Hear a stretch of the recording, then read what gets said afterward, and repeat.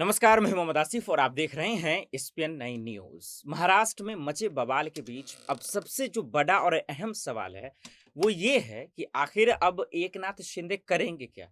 उनके पास अब ऑप्शन क्या है? रास्ता क्या है? ये बड़ा सवाल है, जिसकी तरफ अब रुख करना बेहद ज़रूरी है।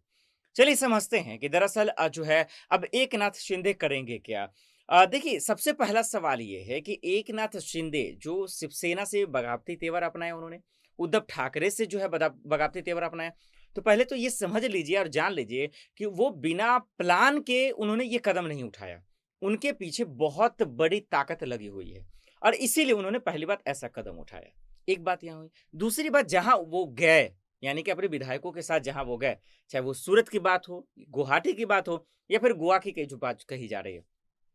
हर जगह बीजेपी का ही राज है लगभग और वहाँ हमेशा जेपी नड्डा साहब और देश के गृह मंत्री अमित शाह जी मिल ही जाते हैं। उसके बाद वहाँ क्यों गए? इसीलिए क्योंकि जो बड़ी पार्टी का ज़िक्र हो रहा है, जो बड़ी ताकत का ज़िक्र हो रहा है, वो वही है, इसीलिए वो वही जाएँगे। तो अब सवाल ये है कि उनके पास पहला ऑप्शन तो ये है कि बीजेपी के साथ मिलकर सरकार बना ले। अब बीजेपी के साथ मिलेंगे कैसे? बतौर शिवसेना में रहकर मिलना तो मुश्किल है क्योंकि उद्धव ठाकरे और संजय राउत साहब छोड़ने वाले नहीं हैं और वो कानूनी पेंच में फंसा दिए। पहला तो यहाँ हो गया।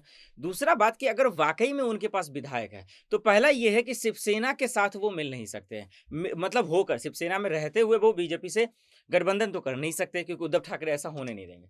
दूसरा रास्ता ये है उनके पास कि या तो अपनी पार्टी बना लें और उसके बाद बीजेपी से गठबंधन कर लें और इसी को लेकर अब चर्चाएँ भी शुरू हो गई हैं। क्योंकि अब जो उद्धव ठाकरे कानूनी प्रक्रिया में फँसा दिया है ना, ये बहुत बड़ा जो है संकट बन गया है एकनाथ शिंदे के लिए। अब इसीलिए सवाल उठ रहे हैं कि अब आगे क्या होगा? तो अब एकनाथ शिंदे को जो इलेक्शन कमीशन और डिप्टी स्पीकर की तरफ से कहा गया 27 जून यानी कि कल जो जवाब माँगा गया है, उसमें वो क्या देंगे, तब आगे पता चल जाएगा कि दरअसल महाराष्ट्र में क्या होगा। चलिए आज के लिए इतना ही, बाकी खबरों के लिए देखते रहें एसपीएन न्यूज़। नमस्कार।